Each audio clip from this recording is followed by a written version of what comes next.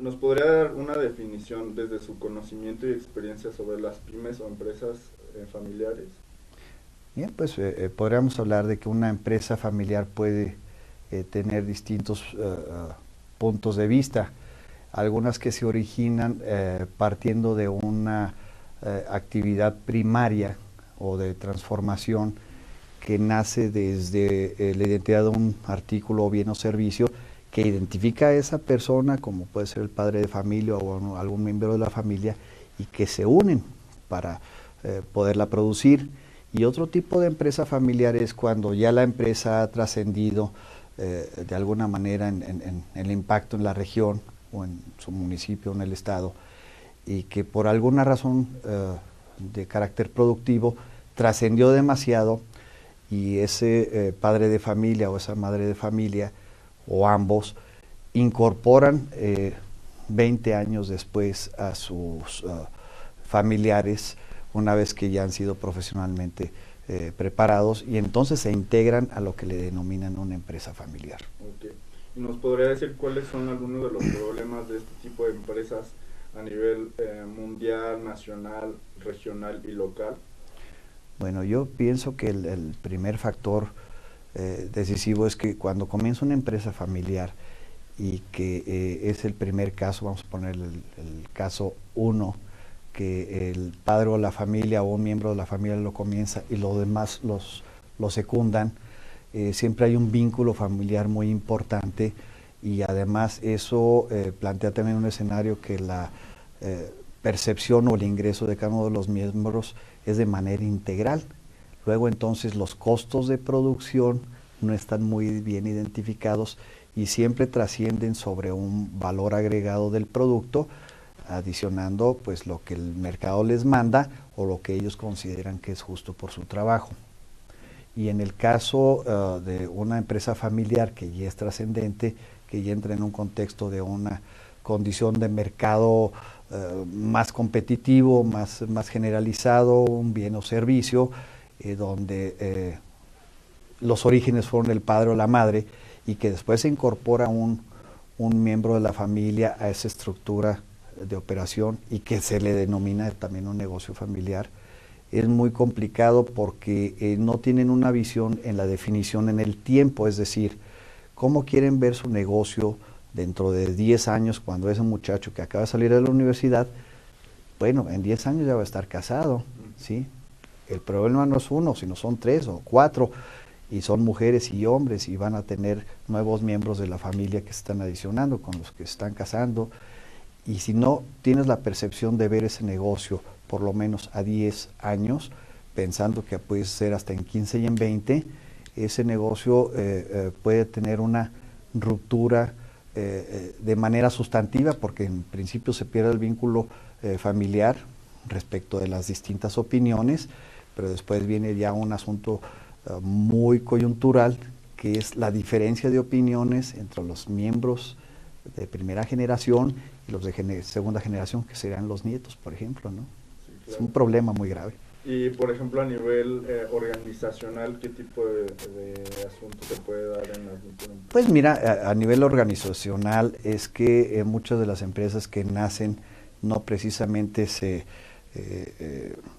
definen como una empresa legalmente constituida, es decir, no tienen un acta constitutiva, no están con los protocolos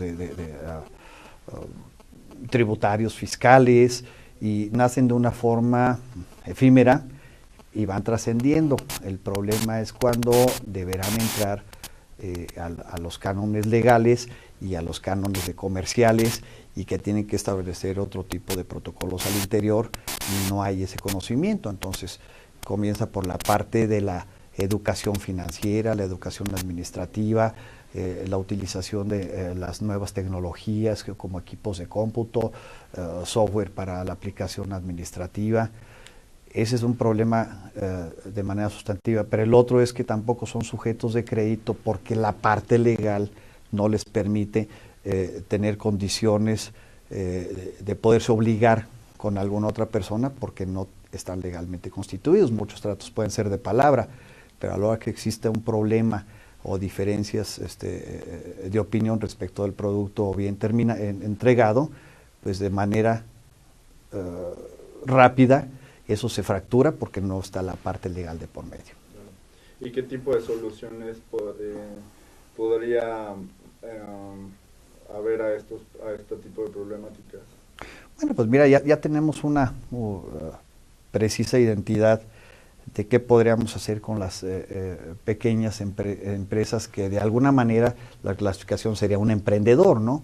Y luego pasaría a una micro, procesar toda su empresa y migrarla hacia una mediana y a una grande. Esto no tiene vuelta de hoja, es la capacitación y más capacitación.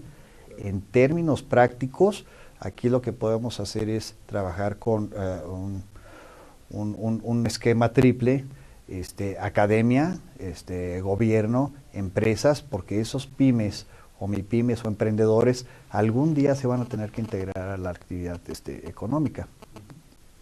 ¿Y cuál cree usted que sea el papel idóneo que deberían jugar las MIPYMES o las empresas familiares en la economía y el territorio? Bueno, mira, ahorita nos encontramos en una situación muy particular. Como ustedes saben, a partir de abril, marzo del 2012, nos fue anunciada la instalación de la planta automotriz de Honda. Esto, además de que no es precisamente una planta, sino es un complejo automotriz donde existen al interior por lo menos 3 plantas y un consorcio de logística. Entonces eso implica que de manera práctica tenemos que pensar cómo integrar a las 8 o 9 mil unidades económicas de pequeña escala, integrarlas a este proceso.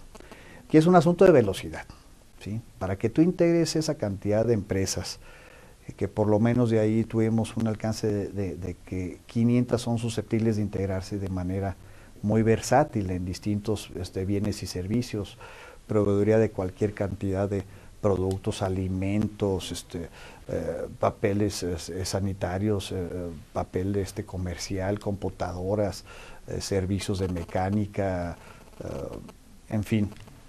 Unas de las primeras actuaciones que se tuvieron con estas empresas fue con las constructoras. Estas constructoras, pues adicionalmente, subcontratan servicios de otras constructoras más pequeñas y así secuencialmente vas abriendo la pirámide hasta llegar a la base de la pirámide que sean las pymes. Esas pymes, algunas han tenido la suerte de poderse incorporar y otra vez repito, capacitándolas y haciéndoles entender dónde estamos en el contexto económico en la región, va a ser la medida. Pero estamos tratando de diseñar algunos modelos muy rápidos, muy prácticos, pensados desde el contexto de un diseño de una empresa específica para proveer un bien o servicio bajo 6 principios o factores críticos de éxito que consisten, bueno, pues número 1, que es la parte legal. La parte legal para poderse obligar de alguna manera con algún otro cliente o una empresa similar o mayor. La parte administrativa, que tiene todo un contexto desde la tributación fiscal, su personalidad jurídica, asociada precisamente con el punto número 1. El otro es un contexto de procesos de calidad, mejora continua, estandarizarlos sobre un protocolo y filosofías que estas nuevas empresas, recuerda que estas empresas tienen todo un esquema de certificaciones y filosofías de productividad, de procesos en cadena. Y entonces hoy tenemos aquí en el escenario a 2 de las filosofías más grandes en la materia, la oriental o la japonesa y los alemanes. Y esos 2 grandes contextos de filosofías de productividad te obligan a llevar esa parte. El cuarto punto lo podríamos definir en capacidad instalada. Tú puedes tener una gran capacidad instalada en la producción y puedes ser un pequeño o mediano empresario o grande, pero esa capacidad instalada no está ligada precisamente a tu parte legal para poderte obligar y comprometer una producción determinada y no tienes un esquema administrativo suficiente y confiable, o vas a tributar de manera extraordinaria y no vas a poder tener los beneficios de deducibilidad, por ejemplo, y tampoco puedes medir tu producción en el tiempo, porque entonces requieres de definir que en tu parte administrativa qué capital de trabajo requieres para hacer esa obligación que te están otorgando mediante ese contrato. El quinto punto precisamente se refiere a autonomía financiera, es medir hasta dónde una empresa pequeña o mediana o grande tiene las posibilidades de sujetarse a una condición de crédito, tanto de proveedor como de un servicio bancario o de banca de desarrollo o una de banca privada. Y el sexto punto es obligado, es en materia del medio ambiente. Y ahí sí no hay vuelta. Las empresas que quieran permanecer en el tiempo con estas características van a tener que estar obligados a mitigar los impactos ambientales que la propia empresa genera respecto de todo su entorno, porque es obligado que si no lo hacen van a tender a desaparecer, o simplemente la autoridad en la materia competente los va a obligar a hacer lo que tengan que hacer para mitigar esos impactos. Y si la empresa no está preparada y no tiene esas previsiones, va a tener que invertir en un equipo adicional que no fue diseñado de origen. Perfecto.